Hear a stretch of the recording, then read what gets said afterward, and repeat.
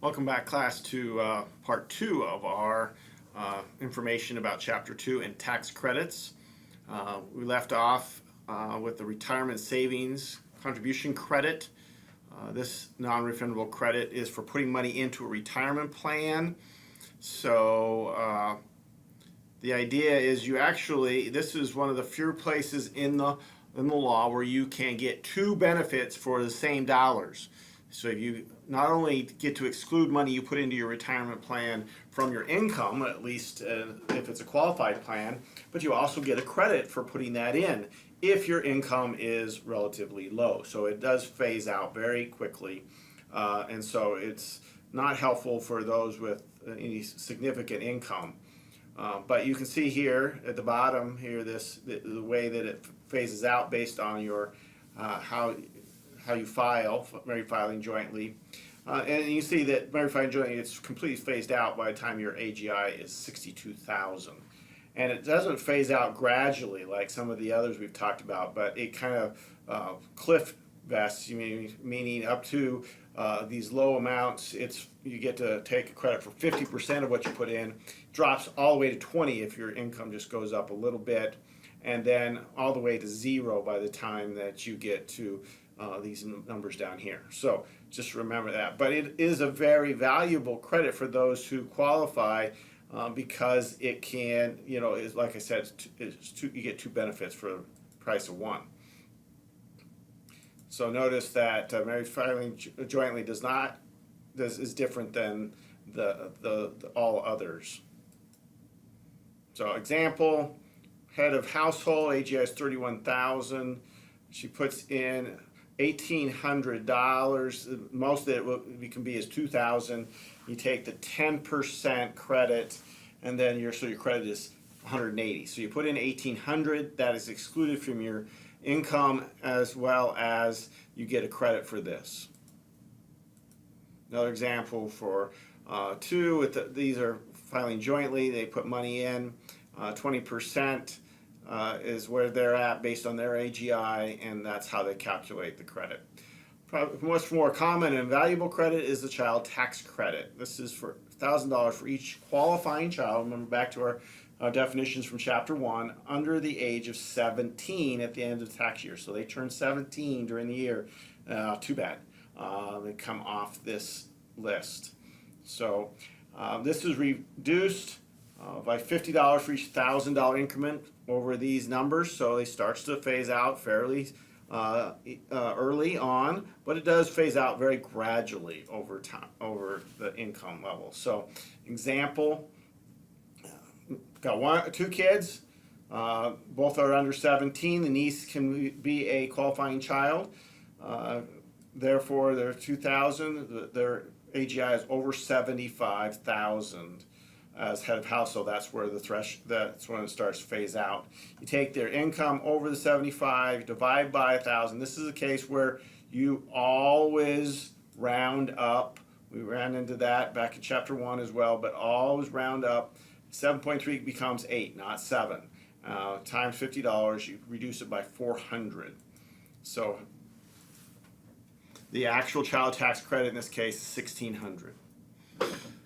Now, additional child tax credit, if they can't use the non-refundable, they can use what's left as a refundable credit up to 15% of their income in excess of $3,000. Now, $3,000 not very much, but it has to be earned income, not interest or other types of unearned income. So, example, AGI is $34,860, all of which comes from wages. That's earned income. Their tax liability is $201. Which means they can only use the non-refundable child tax credit to 201 because non-refundable tax credits can only wipe out your tax liability. But the rest of it can go to the refundable part, which is the lesser of the amount left, to $27.99, or 15% of the amount that their earned income is over $3,000. In this case, that's well in excess, so they're fine to take the rest of it as a credit, a refundable credit, get a refund for that. This is filled out on Form 8812, where you fill out some information about the child, make sure they qualify. And then the second part is in part 2 at the bottom. This is where you actually calculate the amount of the credit. If you have more than 3 or 3 or more, you skip ahead. If not, we finish out on this page. Okay. Calculate the credit. All right, non-business property energy credit. This is for improving your home. This has become much less valuable. 10% of the cost has to be energy efficient, and this is a lifetime limit. This is the only one that I know of in the law that's a lifetime limit, meaning that if you took it last year, you can't take it this year. All the other credits have limits for the particular year on its own. This carries over. Perhaps completely unenforceable based on people forgetting that they did this, but if you took this credit in 2010, then you wouldn't be able to take it in 2018, and whether anybody would be able to remember or even have records of that is kind of questionable, but that's the rule. Adoption credit to help people who are finding adoptions. It's because it can be very expensive. It's non-refundable. Notice that you get $13,570 as a full credit when it's a special needs child, even if you didn't spend that much. So your credit is not dependent on how much you spend if it's a special needs child. Now, chances are you'll spend more than that, so it's still not going to matter. But if you happen to do it for less than that, then you could still get the credit for the whole amount. Okay? You can't do it for foreign-born unless that is finalized, and any reimbursement you get from an employer has to reduce your limits. It does phase out, and this is an example of how the phase out works. They spent $15,000, that's more, so they used the $13,570, but it's phased out for a $40,000 phase out range, so a little larger phase out range. But you just figure out what the difference is between their AGI and the bottom of the phase-out range, divide by the 40,000 to get how much is not going to be able to be used. You take the 2670 and you get the 10.9 is what they actually used. Now, earned income credit is very complicated to calculate, but fortunately we do not need to. First of all, you need to make sure that the qualify. This is the more complicated part. You have to have a dependent between the ages 25 and 64. They can't have too much disqualified income, can't be married filing separately, or claimed as a dependent by someone else. So that's the rule. So if you have too much interest or something, then you won't be able to hit the earned income credit. All you use the table. You use the table twice. You use it with earned income and AGI, and take the lower of the two amounts. Okay, so these tables are at the back of your textbook that you can use and practice with. You just look it up based on their income, both their earned income and AGI, and then depending on how many, whether you file single, head of household, qualifying widower, or married filing jointly, and the number of children, and then you just use the appropriate column. So you look it up twice, two numbers, compare the two, take the lower is the EIC. Affordable Care Act, most people not sure they understand this law, but this says that everybody has to have health care insurance. They may have bought it through a marketplace where they receive a subsidy, okay, or they may have elected not to, and they may have to have a shared responsibility payment. So it seems as good a place as any to talk about this extra tax or shared responsibility payment for those who do not have insurance. You may be exempt. There are some exemptions, like if your income is too low, or you're unable to find an affordable plan or some other things. But if otherwise, you're going to have this calculated. Notice it's $695 for each uninsured adult and $347.50 for uninsured, not to exceed $2,085. That's the maximum amount, or 2.5% of the household income. Notice it's the greater of those two. So This is not necessarily a maximum. It is one of the flat rates that you can use to calculate.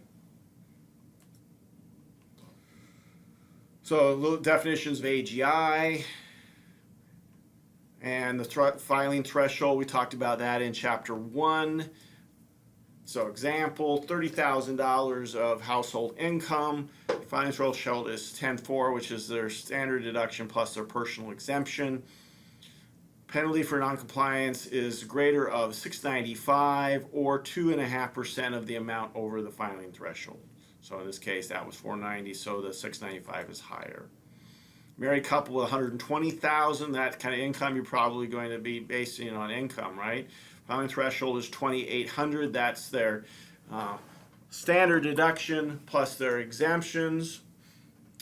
All right, for mom and dad, the ACA penalty is $2,480. Now this is more than the $2,085, right? Because this case, it's 2.5% of the difference is higher than the maximum for the $2,085 for the household. Put that on the return, and it's under those other taxes. Okay, if you buy your insurance to comply with the law from an exchange, you may actually get a credit to help you pay for it. Okay. This will come as a form from the government, 1095, not from the government, from your employer or from whoever the provider is. It's not available for those who are on Medicare or Medicaid or get it through their employer. So basically you have to compare what you are supposed to pay, what the government has determined in the formula you can afford to pay for health care, and compare it to what it costs to get a silver plan. Under the ACA, there are bronze, silver, and gold plans. You have to pick a silver plan, compare what you should have paid to what the silver plan is, and then if you have less availability to pay that, then you get a credit. So example, cost of the silver plan is $4,000. The formula to calculate how much they should be able to pay for health care is $2,200. So they're entitled to an $1,800 credit, which they may get up front. So in this case, the annual cost for health care that they should be paying is $5,800, but the cost under the marketplace is $4,000. They don't get any help because they should be able to afford the premiums. So the premium tax credit for many people, and why they ask people who apply for insurance what they think their income will be for next year, that's so they can reduce their insurance premiums by the amount of this credit the government's going to give them. And so the idea is if they pass on the savings, the government's going to pay the insurance company gives you lower premiums because they're getting money from the government. Then at the end of the year, you have to file a return and say, oh, our income was different or higher or lower than what we thought, and therefore either we get more credit, more premium credit, or we have to pay some of it back. So in this case, his income was, he thought he should be able to pay $3,000 using the actual income. His PTC was $2,600. That means that he got extra credit. He got extra help from the government, and that he'll have to pay that back as additional tax. So that's how that works out. So that's the danger of getting an advance credit if your income ends up being different than what you thought. If you didn't get as much credit as you should have, that is a refundable credit. Is one of the refundable credits at the end of the year. So in this case, as we show the example, okay, she would actually get a refundable credit. All of this is done on Form 8962, where you basically show the cost of your plans compared to your amount that you should be able to afford. The amount that you should afford is calculated based on poverty levels up at the top part of the form.